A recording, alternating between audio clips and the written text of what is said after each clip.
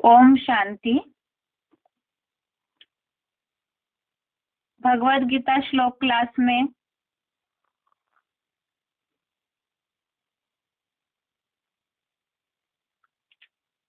आज फिर से चौथे अध्याय का संक्षेप में सार देखेंगे। इसके पहले हमने भावार्थ को पढ़ा था। कल के क्लास में चौथे अध्याय को लेकर के समस्याएं और उनका श्लोकों से जो समाधान है और दुनिया को समझाने के हिसाब से, सर्विस के हिसाब से किस तरह हम जवाब दे सकते हैं, उन बातों को समझा। आज के क्लास में चौथे अध्याय का जो नाम है ज्ञान कर्म संन्यास योग नामक चौथे अध्याय में पहले हमने जो भगवान और अर्जुन के बीच जो संवाद हुआ है उसे श्लोकों के सार को देखा और आज चौथे अध्याय में अलग अलग टॉपिक पर, अलग अलग विषयों पर जो चर्चा की है और चौथे अध्याय को ही जो अलग अलग टॉपिक वाइज बांटा है उसे एक संक्षेप में देखेंगे। इसके साथ साथ ही इसे समझते समय ही श्लोकों में जो मेन बातें आई है उसे भी देखेंगे, क्योंकि कई बार ऐसे होता है कि पूरे के पूरे 42 श्लोक तो याद नहीं रहेंगे, लेकिन सर्विस फील्ड में किसी को भी समझाते समय अगर श्लोकों का सार पॉइंट के रूप में बुद्धि में है तो बातें सर्विस में मददगार बनेगी। इसीलिए उन बातों को भी हेडिंग वाइज सार देखते समय ही देखेंगे।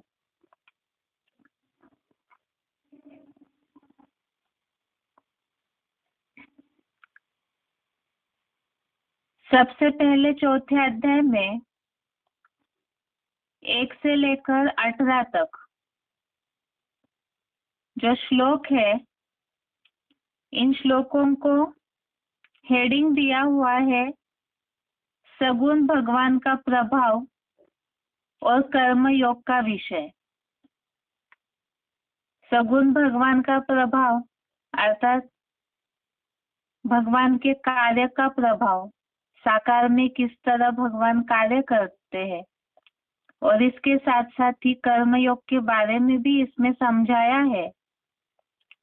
ये देखते समय हम श्लोक नंबर नहीं पढ़ेंगे,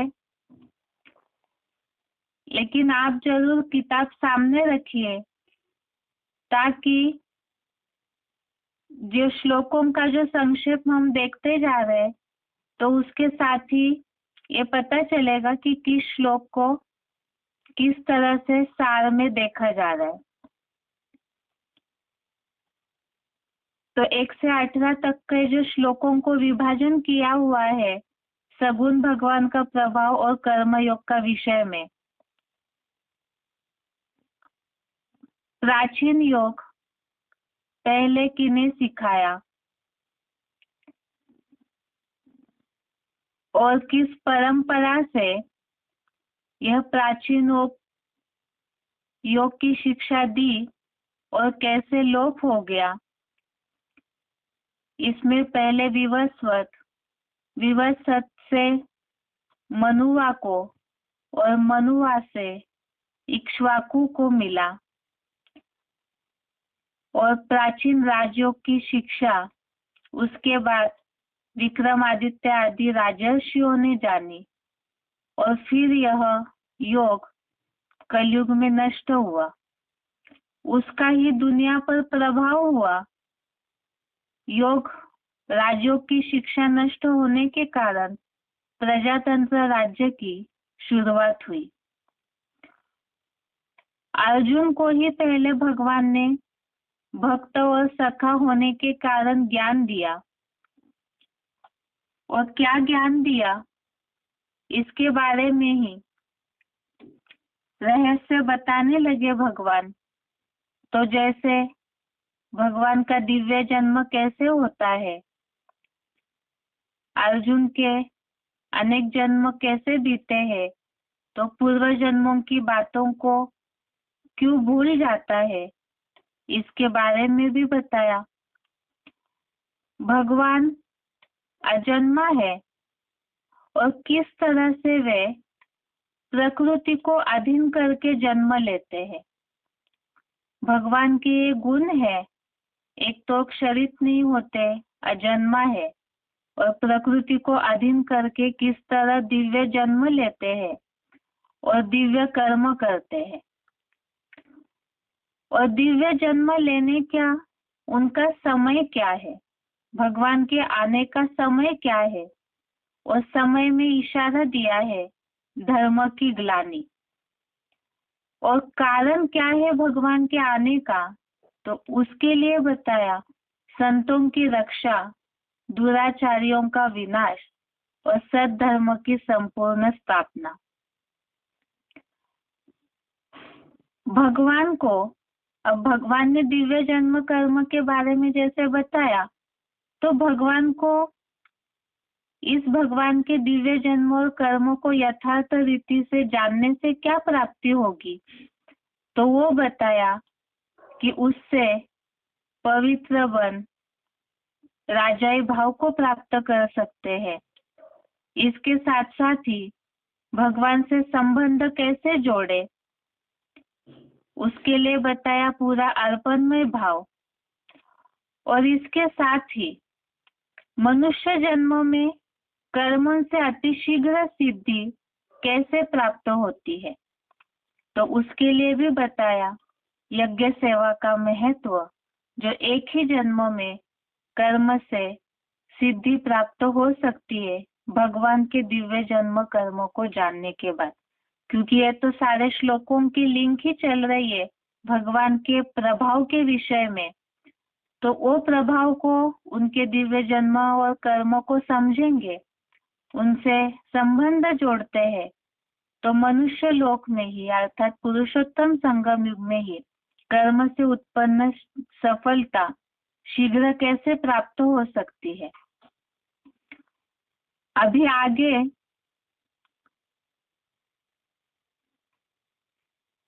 सगुण भगवान का प्रभाव के विषय में ही भगवान ने इस सृष्टि पर किस तरह कार्य किया, उसके बारे में चर्चा होने लगी है। भगवान ने गुण और कर्मों के अनुसार वर्णों की रचना कैसे की है, जैसे 4 वर्णों को रचा, उसके बारे में भी बताया। उसके साथ साथ ही भगवान कर्म करते हुए भी किस तरह से वो निर्लेप है, उनको कर्मों का बंधन नहीं लगता है, और भगवान को जो इस तरह से जान लेते हैं, तो उनके लिए भी बताया कि मुक्ति की अभिलाषियों ने मुक्ति की इच्छा हेतु किस तरह के कर्म करने चाहिए। तो भगवान को जो इस तरह जान लेते हैं, निर्लेप है, तो ऐसे मुक्ति के अभिलाषियों ने जो कर्म किए उसके बारे में भी बताया कि कर्मों का रिपीटेशन होता है। इसके अलावा कर्म की थ्योरी को क्यों जानना चाहिए, कर्मयोग के विषय में कर्मों के बारे में चर्चा बताई है कि कर्म की थ्योरी को क्यों जानना चाहिए। उसमें भी खास कर्मों को लेकर कलयुग में इस दुनिया की जो हालत है, सभी बड़े बड़े भी चकरा जाते हैं, और अशुभ कर्मों से किस तरह से मनुष्य मुक्त हो सकते हैं, उसके बारे में भी समझाया। और उसी के लिए बताया कि कर्म की गति किस तरह गहन होती है और उसका रिजल्ट क्या है। तो कर्म को, विकर्म को, अकर्म को जानना चाहिए, और कर्म की गति का जो रिजल्ट है वो तो जन्मों से जुड़ा हुआ है। उसके बाद असली कर्म करने वाला, क्योंकि कर्म अकर्म विकर्म इन बातों को समझना है और कर्म की गति गहन है, तो इसी के लिए बताया। इसका सार ही असली कर्म करने वाला समझदार किन्हें कहेंगे, जिसके बारे में उल्लेख आया कि जो कर्म त्याग में ही मनसा से कर्म का होना देखता है, ऐसा जो योगी है वो संपूर्ण कर्म करने वाला है। उसके बाद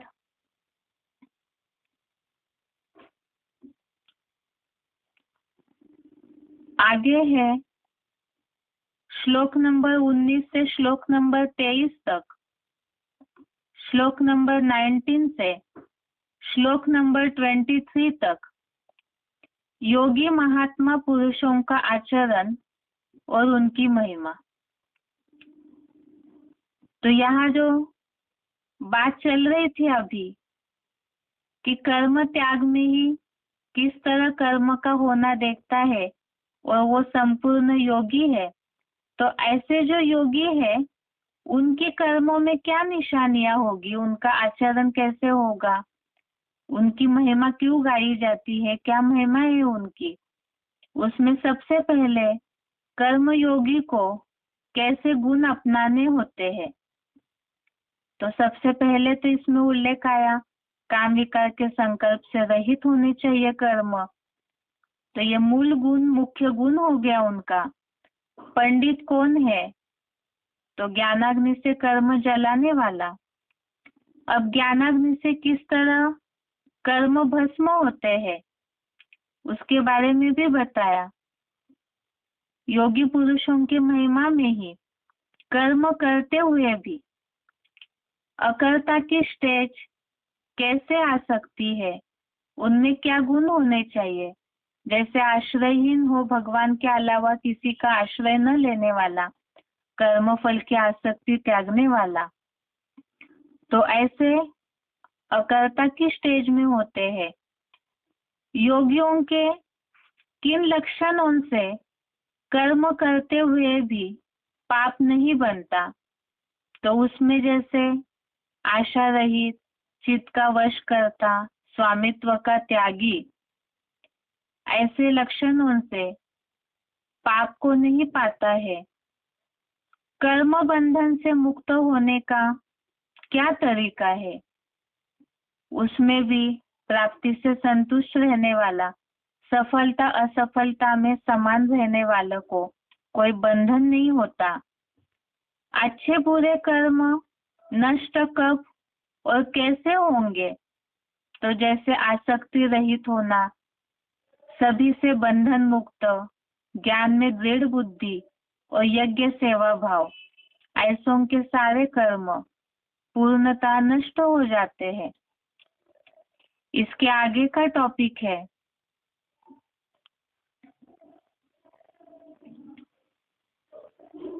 श्लोक नंबर 24 से 32 तक, श्लोक नंबर 24 से श्लोक नंबर 32 तक फल सहित पृथक पृथक यज्ञों का कथन। जो टॉपिक चल रहा था योगी पुरुषों की महिमा में, यज्ञ सेवा भाव से कर्म पूर्णतया नष्ट हो जाते हैं, तो वो यज्ञ भी कैसे और कितने प्रकार के हैं उसका उल्लेख बताया है। भक्ति मार्गीय कर्म कांडों के अनेक प्रकार है। भक्ति मार्गीय यज्ञों के प्रकार, इसमें जैसे कि ब्रह्म में अर्पित हवि, जिसका रिजल्ट ब्रह्मलोक ही गंतव्य किस तरह से है, इसका बेहद में अर्थ भी हमने देखा। हिरण्यगर्भ, उसके अलावा किस तरह से गंतव्य प्राप्त करने के लिए मनसा वाचा कर्मणा सेवा में समाधिस्थ होने वाले। अब इसके बाद जो अलग अलग यज्ञ में अर्पण करने की क्रिया कांड है, कर्म कांड है, उसका भी उल्लेख है। एक तो देवों की सेवा करने वाले, अर्थात उपासना करने वाले, वो भी होम ही करते हैं, हवन करते हैं। इंद्रियों के विषय भोगों को अर्पण करने वाले, इंद्रियों की भी आग में आहुति देने वाले, ये भी एक प्रकार है यज्ञ का। तीक्ष्ण व्रत वाले कौन है? इसमें जैसे कि बात आई, पदार्थों की सेवा करने वाले, तप करने वाले, इसका बेहद में अर्थ देखा, आत्मस्मृति का तप। और जैसे विविध प्रकार का अध्ययन करने वाले, ज्ञान यज्ञ सेवी, ऐसे वैरायटी प्रकार के तीक्ष्ण व्रत वाले योगी जन। इसके अलावा और एक प्रकार बताया, प्राणायाम का आश्रय लेने वाले। तो दुनिया में प्राणायाम माना प्राण, अपान वायु, ये हद में लिया जाता है। इसका बेहद में अर्थ देखा, प्राण वायु शुद्ध संकल्प और अपान वायु अशुद्ध संकल्प। भक्ति मार्गीय कर्म कांडों में स्थूल में वायु तत्व की आहुति देते, उसका बेहद का अर्थ समझा, शुद्ध अशुद्ध संकल्प, तो अशुद्ध संकल्पों की आहुति देना। भक्ति मार्गीय कर्म कांडों में ऐसे जो हठ योग वाले हैं, वो भी एक प्रकार बताया, जो प्राणायाम के आश्रय में रहते हैं, उपवास आदि, तापित यज्ञ वाले, ये विविध प्रकार हो गए। ये सब भी जैसे अपने स्वाहा स्वाहा वाले, पूरी तरह शरीर को भी स्वाहा करने वाले, पापों को क्षीण करने वाले, ये भी हठ योगी यज्ञ करता है, ये भी प्रकार हो गया। अब इन सब यज्ञों में भी एक बात बताई कि किस बात को महत्व दिया जाता है। तो यज्ञ सेवा से बचे हुए को भोगने वाले वो संत पुरुष है। और दूसरा, इसमें एक स्वार्थीपने की कैटेगरी का भी उल्लेख बताया कि यज्ञ सेवा विहीन स्वार्थी होने का रिजल्ट क्या है।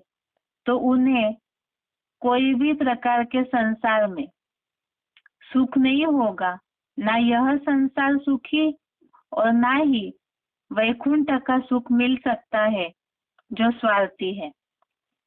अब इसके अलावा ये विविध प्रकार के यज्ञों के कर्मकांड हो गए भक्ति मार्ग के, लेकिन इन सब से, क्योंकि कहीं ना कहीं अर्जुन की बुद्धि भटकेगी, इसीलिए इसका रास्ता भी भगवान ने बताया इसमें कि ब्रह्मा मुख से यज्ञों का, भांति भांति के यज्ञों का विस्तार हुआ है। और ये विभिन्न यज्ञ कर्म से मुक्ति का तरीका क्या है।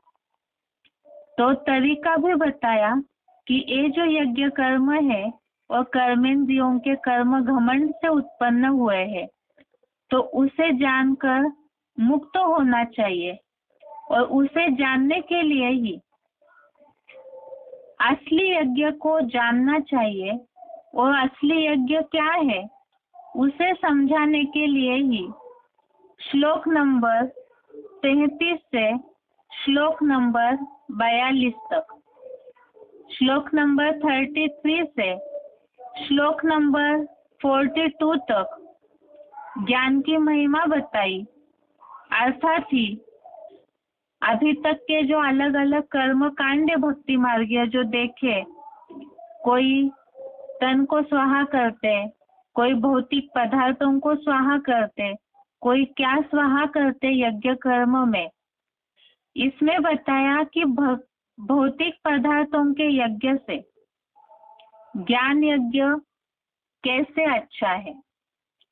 तो उसमें बताया कि सारे यज्ञ के कर्म कांड, भक्ति मार्गीय कर्म कांड ज्ञान यज्ञ में ही समाप्त होते हैं। और वो यज्ञ का नाम बताया, राजस्व अश्वमेध रुद्र ज्ञान यज्ञ। और उसमें क्या स्वाहा होना चाहिए उसके बारे में बताया। अश्वमेध अर्थात मन रूपी घोड़े को स्वाहा करने की बात, तो इसीलिए ये ज्ञान यज्ञ अधिक अच्छा है। अब ये ज्ञान यज्ञ जो है इसे कैसे समझेंगे, इसमें स्वाहा करने की विधि क्या है, ये अधिक अच्छा क्यों है, तो उसके लिए ही ज्ञान का महत्व समझना है। और वो ज्ञान का महत्व समझने का तरीका, ज्ञान को समझने का तरीका समझा। साप्ताहिक कोर्स और साथ में प्रश्नोत्तर करके उस ज्ञान को समझना चाहिए। वो कहाँ समझना है, कैसे समझना है, तो उसका एड्रेस भी बता दिया कि जहाँ पे साप्ताहिक कोर्स के द्वारा उस स्थान पर जा करके पूरी तरह प्रश्नोत्तर करके उस ज्ञान यज्ञ को, ज्ञान को समझा जा सकता है।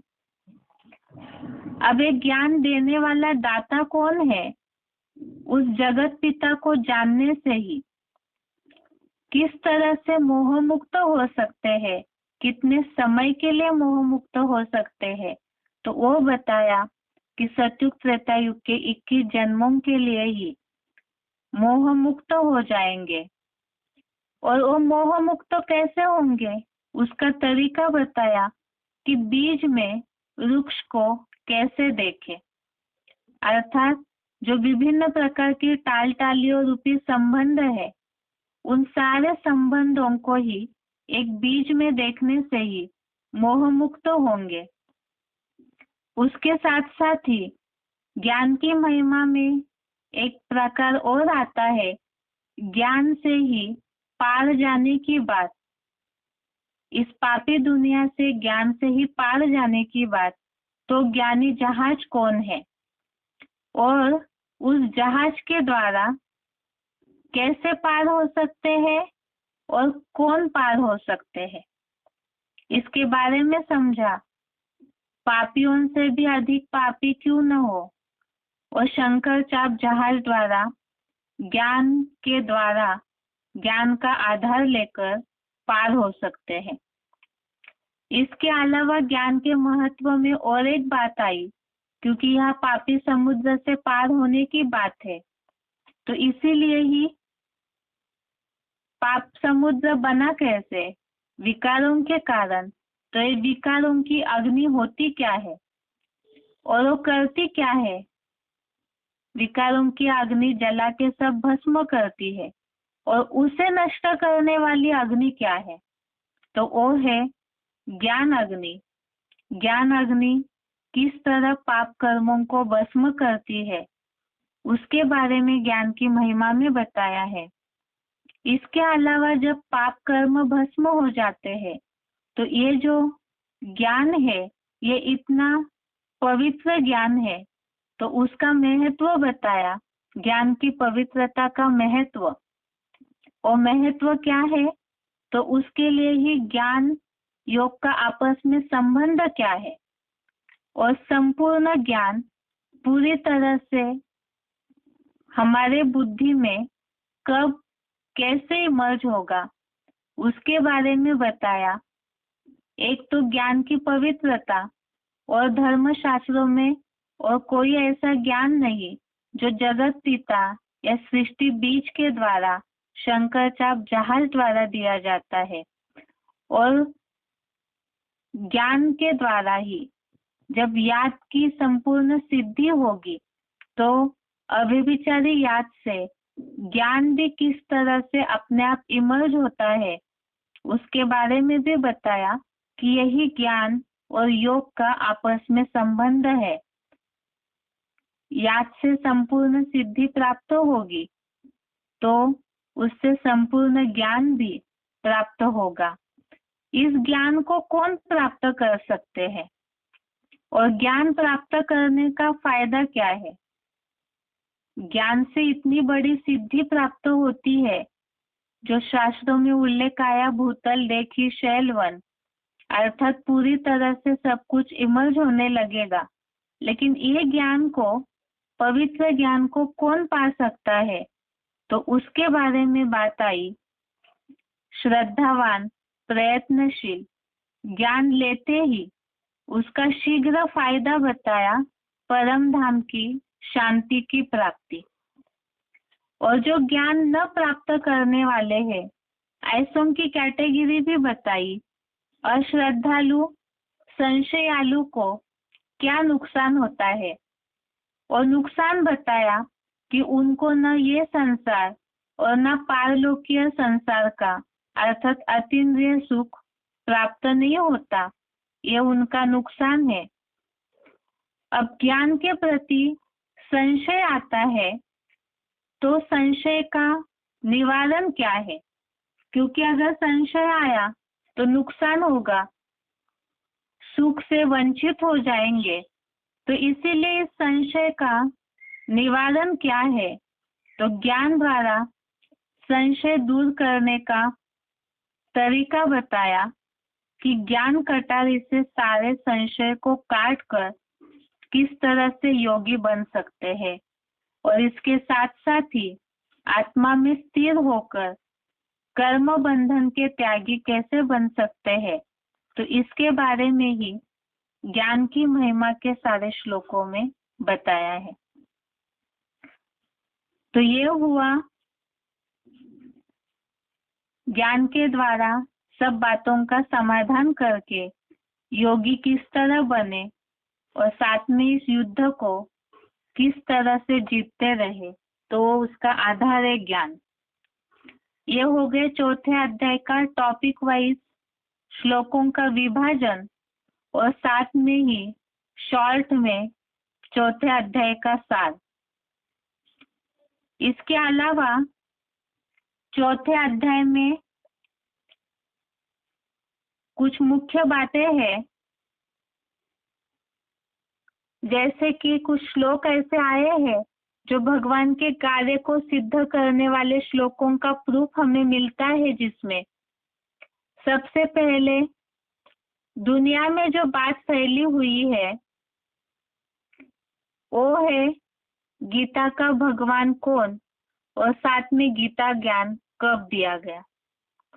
तो अभी इसको देखते हैं हम कि क्या गीता ज्ञान द्वापर युग के अंत में सुनाया गया है। इस बात को सिद्ध करने वाले श्लोक है। वैसे तो ये सबसे प्रसिद्ध श्लोक है, लेकिन इन श्लोकों का महत्व दुनियावी लोग नहीं जानते हैं। इसीलिए ही इन श्लोकों का गहरा अर्थ समझना और औरों को समझाना जरूरी है। एक तो है चौथे अध्याय का 7वां श्लोक।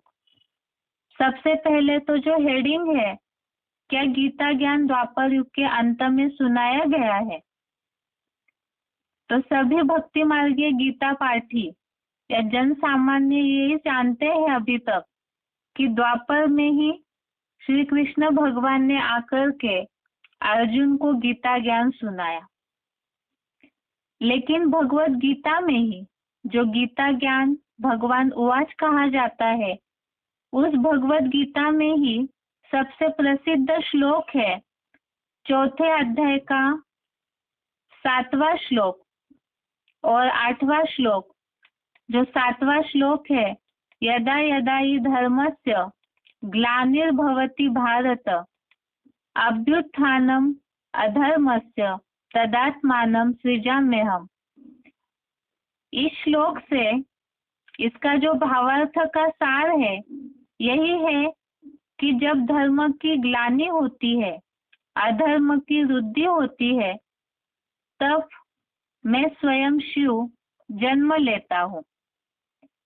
तो यहाँ प्रश्न आया फिर, भगवान आकर अगर द्वापर के अंत में गीता ज्ञान सुनाते, तो द्वापर के बाद अधर्म के नाश के बाद पापी कलयुग कैसे आया।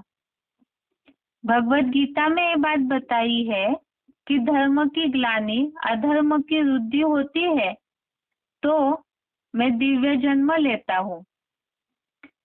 तो इसमें बात आई कि अगर द्वापर के बाद जब धर्म की ग्लानि हुई, अधर्म की वृद्धि हुई, तो उसके विनाश के लिए भगवान सृष्टि पर जन्म लेते हैं। तो द्वापर युग के बाद अधर्म का नाश होना चाहिए था। लेकिन अधर्म का अगर नाश हुआ होता तो फिर द्वापर के बाद कलयुग कैसे आया? दूसरी बात, धर्म की ग्लानि जो है वो तो जहाँ अनेक धर्मों की मौजूदगी हो तभी कही जाएगी। तो क्या द्वापर युग में इतने सारे धर्म थे, जबकि कलयुग में कलह क्लेश बताया जाता है और कलयुग के जो वर्तमान संसार की हालत है तो ये भगवत गीता की इस श्लोक को लागू होने जैसी है या नहीं, ये सोचने का प्रश्न है। तो धर्म की ग्लानि अनेक धर्मों की मौजूदगी में हो तभी, अनेक धर्मों की मौजूदगी हो तभी कही जा सकती है। दूसरी बात, चौथे अध्याय का ही 8वां श्लोक, श्लोक नंबर 8, परित्राणाय साधूनां विनाशाय च दुष्कृतां धर्म संस्थापनार्थाय संभवामि युगे युगे।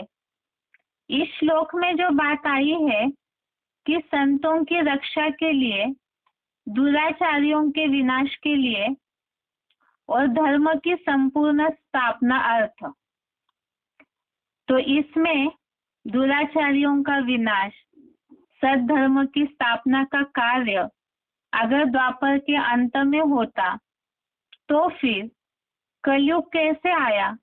क्योंकि सद्धर्म की स्थापना हुई तो सतयुग आना चाहिए था, लेकिन द्वापर के बाद तो कलयुग दिखाया है। तो इन दोनों श्लोकों से ये बात सिद्ध हो जाती है कि गीता ज्ञान द्वापर के अंत में नहीं सुनाया गया है, क्योंकि द्वापर के अंत में अगर सुनाया जाता तो अभी के 2 श्लोकों में जो उल्लेख है, धर्म ग्लानि, दूसरा दुराचारियों का विनाश, धर्मों का, विधर्मों का विनाश, ये दिखना चाहिए, और दूसरा धर्म की संपूर्ण स्थापना दिखनी चाहिए।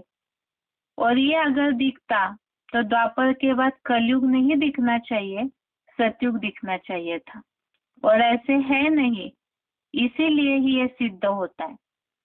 आगे है गीता के बात को लेकर के और एक प्रश्न है कि क्या गीता का भगवान श्री कृष्ण है? तो भगवत गीता में ही भगवान ने जो उल्लेख बताए हैं श्लोकों में, भगवान की जो गुण विशेषताएं हैं, तो वो विशेषताएं या वो जो भी उल्लेख भगवत गीता में आया हुआ है, क्या वो सारे उल्लेख श्री कृष्ण के लिए लागू होते हैं? सबसे पहले तो चौथे अध्याय का 6वां श्लोक, अध्याय 4 का श्लोक नंबर 6, इसमें बात है, अजोपि सन वयात्मा भूतानामीश्वरोपि सन प्रकृतिम स्वामधिष्ठाय संभवाम्यात्म मायया। इसमें उल्लेख है भगवान के गुणों का। एक तो अजन्मा अगर्वा है भगवान, दूसरा कभी क्षरित न होने वाला, तीसरा प्रकृति को अधीन करके जन्म लेते हैं। इसके अलावा चौथे अध्याय का 9वां श्लोक, भगवान का जन्म और कर्म दिव्य है। ये श्लोक है, जन्म कर्म च मे दिव्यम एवं यो वेत्ति तत्वतः त्यक्त्वा देहम पुनर्जन्म नैति मामेति सोऽर्जुन।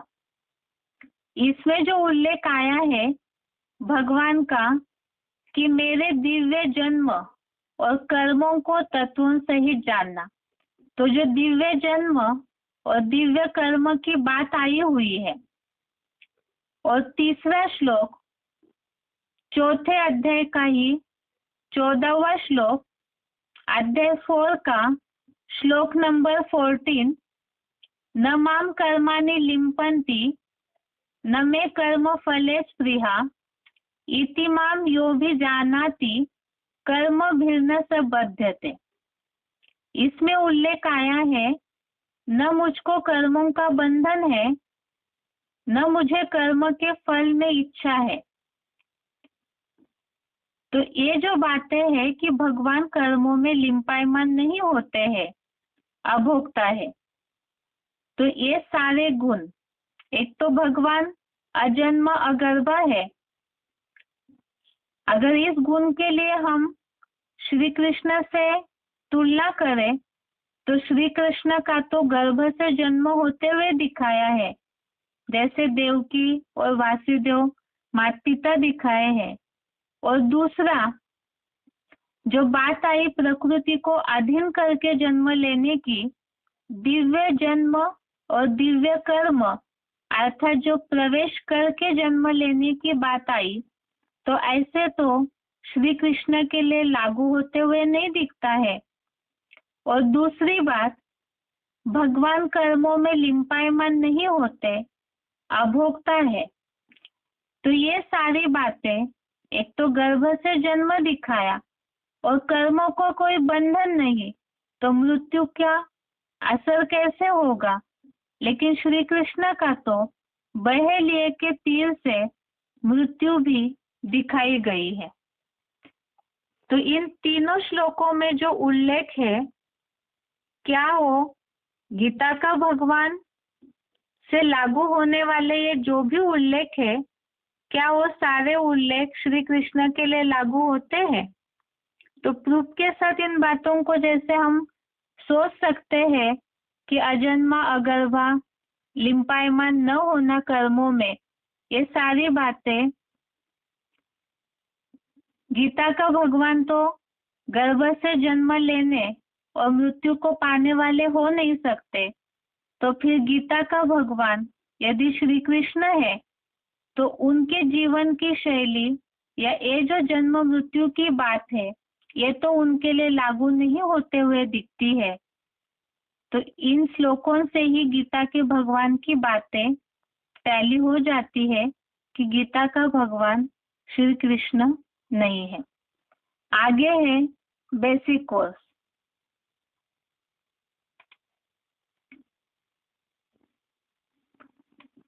बेसिक कोर्स में बात चल रही थी सर्व आत्माओं का पिता।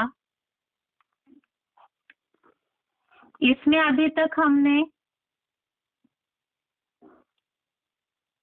भगवान का नाम और रूप के बारे में जाना है, और जैसे हमने समझा सर्व आत्माओं के पिता एक है, तो इसीलिए ही भगवान के रूप की मान्यता हर धर्म में मानी जाती है और उसमें साम्यता भी है। और भगवान का जो नाम है, उनके कर्तव्य के आधार से सभी उनके बारे में, उनके नाम को भी स्वीकार करते हैं। अब इसी तरह से भगवान की पूरी जानकारी हमें लेनी है, क्योंकि ये हमने देखा कि भगवान को जानने से ही उनसे पूरी तरह यथार्थ प्राप्ति कर सकते हैं। अब बात है परम पिता का भगवान का देश क्या है। देश अर्थात ही भगवान के रहने का स्थान, घर। तो परम पिता का घर कौन सा है? जिस तरह से आत्माओं का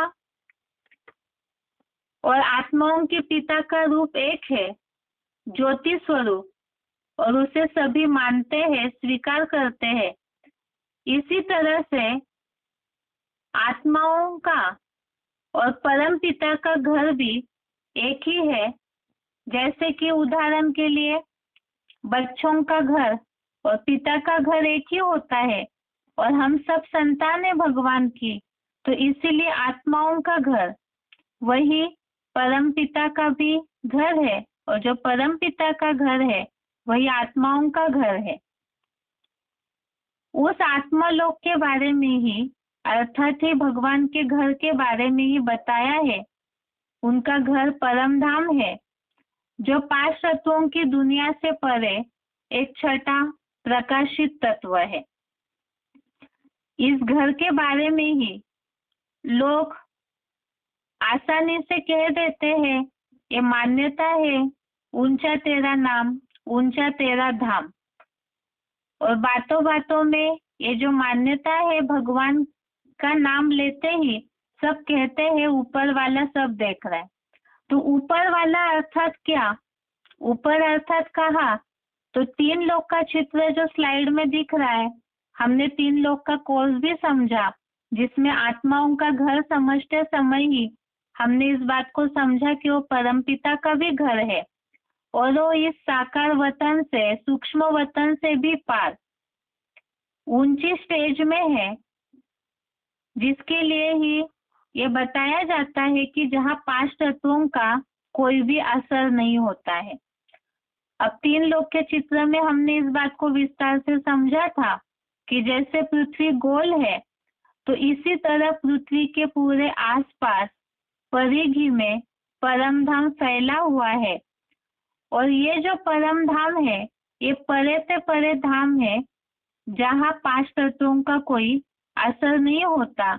इसीलिए ही सभी मनुष्य आत्माएं इस बात को जानते हैं कि ऊपर वाला अर्थात ही परम पिता का, भगवान का घर सबसे ऊंचे है। अभी इस परम पिता का जो घर है, उनके अनेक नाम भी है।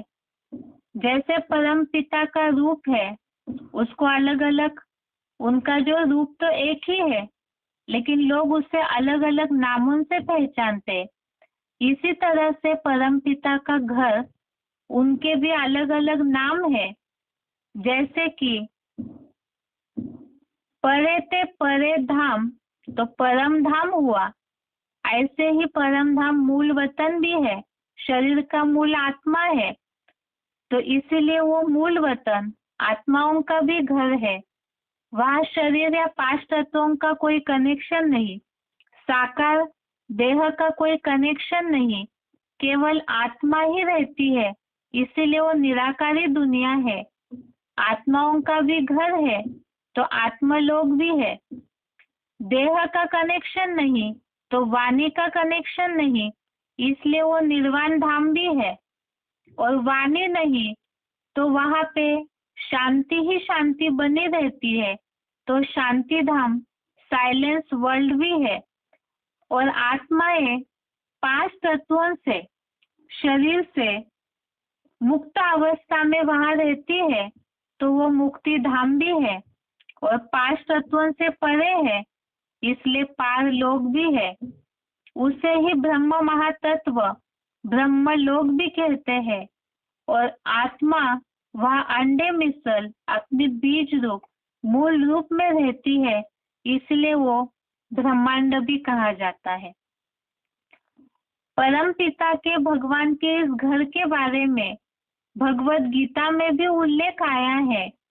15वें अध्याय का 6वां श्लोक, अध्याय 15 का श्लोक नंबर 6, जिसमें ये उल्लेख है जो बताया अभी तक कि वो 5 तत्वों की दुनिया से पार है। तो इसी तरह भगवत गीता में उल्लेख आया कि सूर्य चंद्र, न ही वहाँ कोई सूर्य चंद्र का प्रकाश और न कोई वहाँ अग्नि भासित होती है।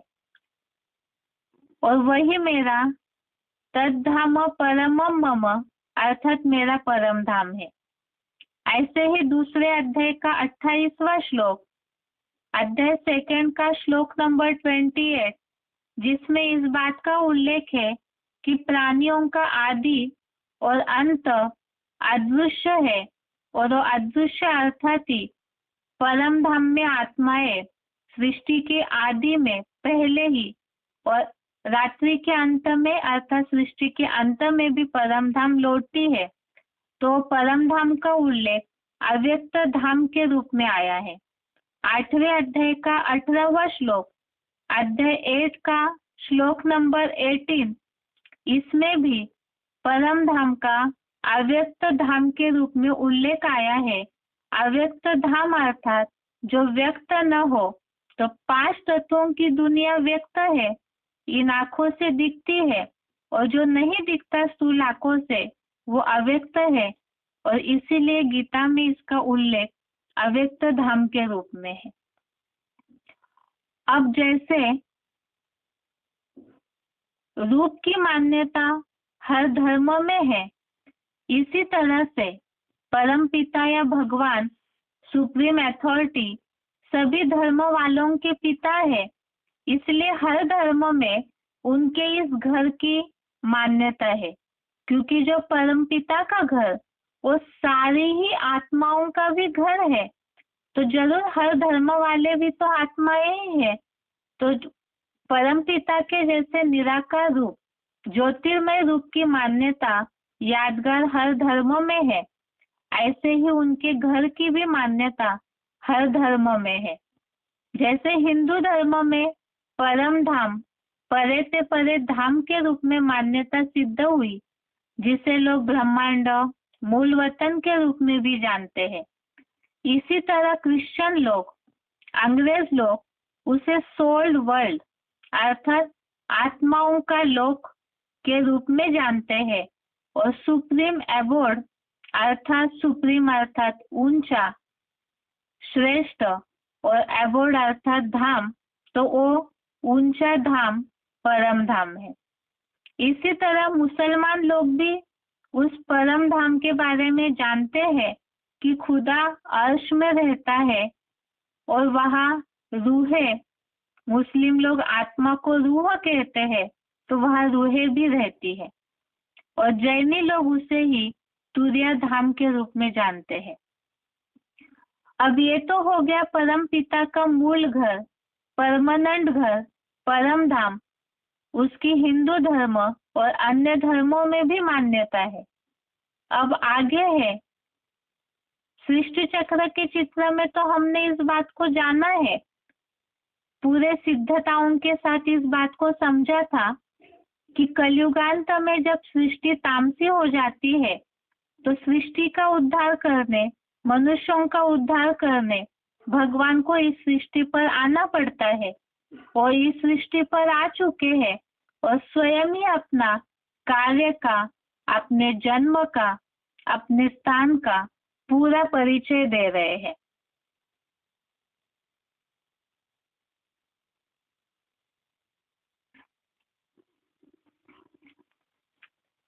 अब प्रश्न उठता है कि भगवान जब इस सृष्टि पर आए हैं, मनुष्य लोक में आए हुए हैं, क्योंकि वो परम धाम से इस सृष्टि पर दिव्य जन्म, दिव्य कार्य के लिए जब आते हैं, तो इतनी बड़ी धरती है, ये साकारी लोक तो बहुत बड़ा है, तो इस धरती पर जिसे विश्व कहा जाता है, उस विश्व में भी किस देश में आए हैं और क्यों? प्रश्न समझना जरूरी है कि इतनी बड़ी धरती है, उसमें सैकड़ों देश फैले हुए, और सैकड़ों देशों में भी ढेरों धर्म, उनके ढेरों छेड़े फैले हुए हैं। तो फिर भगवान जब सृष्टि पर आएंगे तो किस स्थान पर आते होंगे? क्योंकि हर धर्म वाले भगवान को मानते हैं, उनकी उपासना करने का, भजने का तरीका सभी का अलग अलग है। तो धर्म में भगवान जब सृष्टि पर आते हैं, तो क्या कोई धर्म, जाति, मठ, पंथ, कोई वर्ण विशेष, किसी का भेदभाव तो नहीं करते होंगे? क्योंकि तभी तो सभी लोग भगवान की इन सब विशेषताओं के कारण, उनके गुणों के भंडार के कारण ही सब भगवान को दिल से स्वीकार करते हैं। अब विश्व में तो अनेक देशों में धर्म फैले हैं, और ये देखने में आता है जैसे अमेरिका, यूरोप जैसे धर्म देशों में क्रिश्चियन धर्म फैला है, चीन, जापान, मलाया जैसे देशों में बौद्ध धर्म फैला है। तो ऐसे कई देश है जिनमें एक ही धर्म को प्राधान्यता दी जाती है, और भगवान तो कोई धर्म का, जात पात का पक्षपात नहीं करते। तो कोई एक पर्टिकुलर धर्म को मान्यता देने वाले देश में यदि भगवान आए, तो उनके ऊपर पक्षपात की उंगली उठेगी। इसका मतलब भगवान कोई एक धर्म विशेष के देश में या स्थान में नहीं आ सकते हैं। तो फिर जिस भी देश में भगवान आते हैं, उनका उस देश में उस स्थान में आने का मूल कारण क्या हो सकता है? वो कारण ही पहले गीता के आधार से देखते हैं। जो भगवत गीता में उल्लेख आया है, चौथे अध्याय का 7वां श्लोक, जो यदा यदा ही धर्मस्य, अर्थात धर्म की ग्लानि जहाँ शुरू होती है, जब शुरू होती है, तो ऐसे समय में ही भगवान इस सृष्टि पर आते हैं। तो धर्म की ग्लानि और अधर्म की वृद्धि, इसका मतलब धर्म की ग्लानि कब होती हो?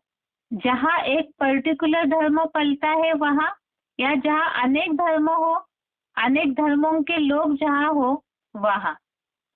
जरूर जहाँ अनेक धर्मों के लोग होते हैं वहां ही धर्म की ग्लानि होती होगी, क्योंकि भगवान ने गीता में ही इस बात को बताया कि ऐसे अनेक धर्मों को त्यागना चाहिए।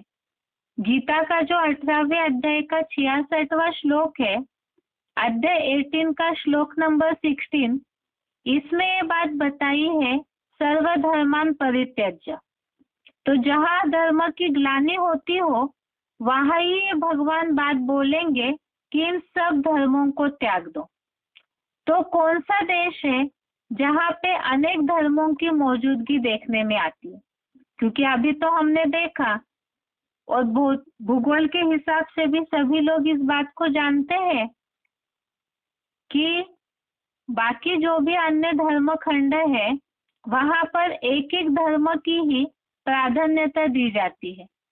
तो कौन सा देश है जिसमें अनेक धर्मों की मौजूदगी देखने में आती है?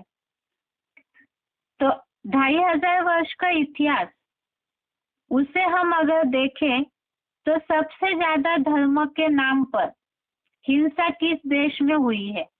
जहाँ अनेक धर्म वालों ने भी राज्य किया हो, या मूल रूप में धर्म की ग्लानि, धर्म के नाम पर हिंसाचार, लड़ाई झगड़े, ये सबसे ज्यादा किस देश में होता होगा?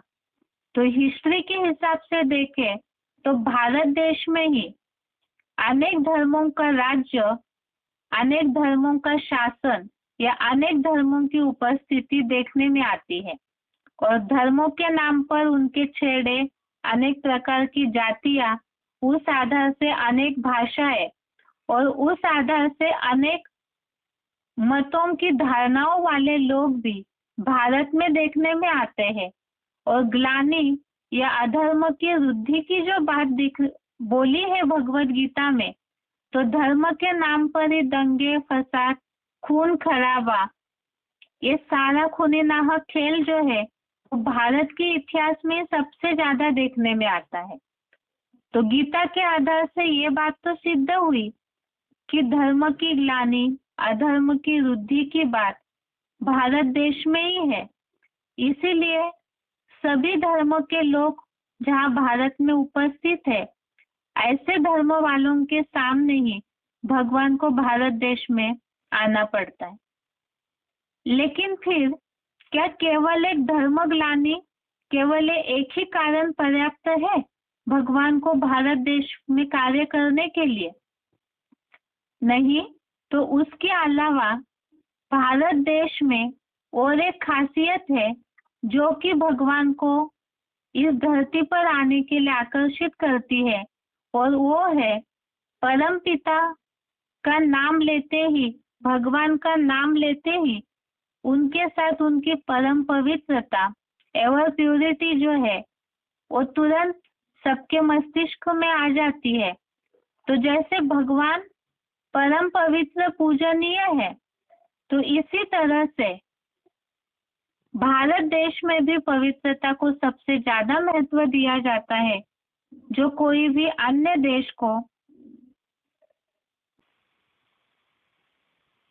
नेटवर्क प्रॉब्लम से कनेक्शन कट हो गया था, बात चल रही थी कि जैसे भगवान को पवित्रता प्रिय है, इसी तरह भारत में भी अन्य जितने भी धर्म खंड है, जितने भी देश है, उनमें एक पर्टिकुलर धर्म को मान्यता देते हैं। इसी तरह से पवित्रता के बारे में उतना महत्व नहीं दिया जाता जितना भारत में दिया जाता है। नारी को ही शक्ति के रूप में पूजते हैं। वंदे मातरम कहा जाता है। साथ में पवित्रता का भी उतना महत्व देते हैं। और दूसरी बात, भारत ही एक अविनाशी खंड है, देवभूमि मानी जाती है। तो इसीलिए ही पवित्रता को मान्यता देने के कारण ही भगवान को भारत देश में आकर्षण होता है और भारत देश में ही भगवान अपना कार्य कर रहे हैं। इसके अलावा परम पिता का भगवान का काल, जैसे हमने देश देखा, उनका परमानेंट घर परम धाम है, इसी तरह से इस धरती पर भगवान अपना कार्य करते हैं भारत देश में। अब उनका समय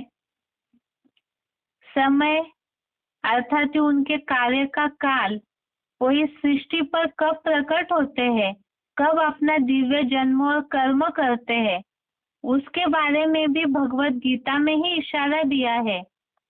सृष्टि चक्र के चित्र में हमने इन बातों को विस्तार से समझा है। 9वें अध्याय का ही 7वां श्लोक, अध्याय 9 का श्लोक नंबर 7, जिसमें बात आई है कल्पक्षय और कल्पादो। कल्पक्षय अर्थात कल्प का अंत और कल्पादो अर्थात कल्प का आदि। तो जो सृष्टि चक्र का चित्र है, जिसमें कलयुग का अंत और सतयुग के बीच का जो पीरियड है, जो 2 सुइयों के रूप में निशाने दिखाई है, स्लाइड जिनको दिख रही है, या सृष्टि चक्र का चित्र तो हमने कोर्स समझते समय देखा ही है, जिसमें 2 सुइयों के बीच में पुरुषोत्तम संगम युग को दिखाया जाता है। और यही कल्प का अंत और नए कल्प की शुरुआत अर्थात कलयुग का अंत और सतयुग की शुरुआत के बीच का जो पीरियड है, वो पुरुषोत्तम संगम युग है। तो 2 युगों का मेल संगम युग, लेकिन यहाँ आत्माओं को उत्तम बनाया जाता है। तो पुरुषोत्तम संगम युग ही भगवान के आगमन का समय अर्थात कार्य का समय है। और यही वो समय है जिसके बारे में भगवत गीता का श्लोक धर्म ग्लानि का समय बोला है। जब धर्म की ग्लानि होती है, तो स्थान तो हमने देख लिया धर्म ग्लानि का, जहाँ अनेक धर्मों की मौजूदगी है, वो भारत देश है। धर्म ग्लानि का स्थान और धर्म ग्लानि का समय वो कलयुग का अंत, जहाँ पर मनुष्य आत्माएं अति के तमोप्रधान बनकर अज्ञान अंधकार में डूब जाते हैं, पूरी तरह असुर समान बन जाते हैं। और ऐसे जब दुराचारी अधर्मी बन जाते हैं, तो उन दुराचारियों के विनाश के लिए ही भगवान सृष्टि पर अभी कार्य कर रहे हैं, जो कि नरक को स्वर्ग बनाने का। मनुष्य असुर बने तो सृष्टि नरक बनी, और यही मनुष्यों को फिर से गुण संपन्न बनाने के लिए, पुरुषोत्तम बनाने के लिए ही भगवान जिस पुरुषोत्तम संगम युग के समय में कार्य करते हैं, तो वहां पर ज्ञान और राजयोग की शिक्षा के द्वारा देवता बनाते हैं। और वो देवता बनाने का कार्य करने के लिए ही भगवान इस सृष्टि पर ही, भारत भूमि पर ही अपना कार्य कर रहे और आकर के हमें एक ज्ञान दे रहे। अभी तक हमने भगवान के कार्य की पहचान जो ली सर्व आत्माओं के पिता में, कि एक तो भगवान के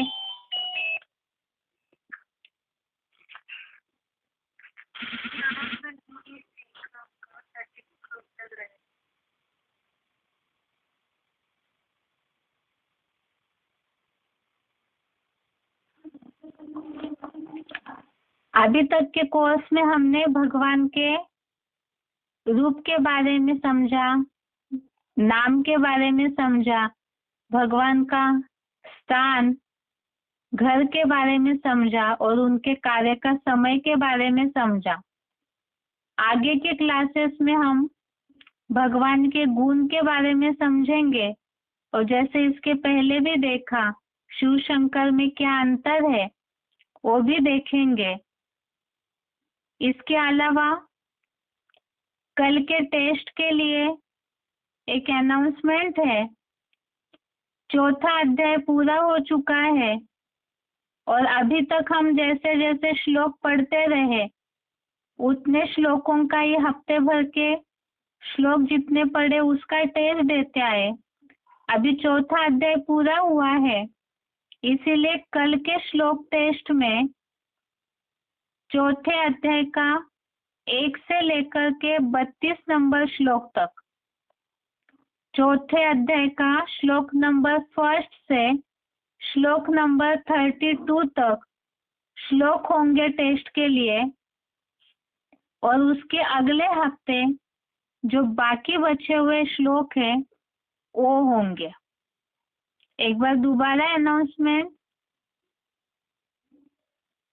कल के श्लोक टेस्ट में 1 से लेकर के 32 नंबर श्लोक तक के प्रश्न होंगे, तो उसी हिसाब से आप अपनी तैयारी कीजिए और उसके अगले हफ्ते के श्लोक टेस्ट में आगे के जो बचे हुए श्लोक है उस पर टेस्ट होगा। आज के लिए गीता क्लास यहाँ तक ही। ओम शांति।